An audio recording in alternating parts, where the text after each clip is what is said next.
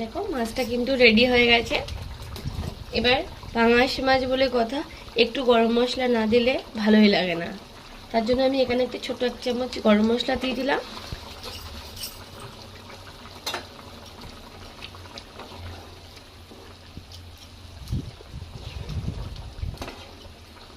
পাঙাশ মাছটা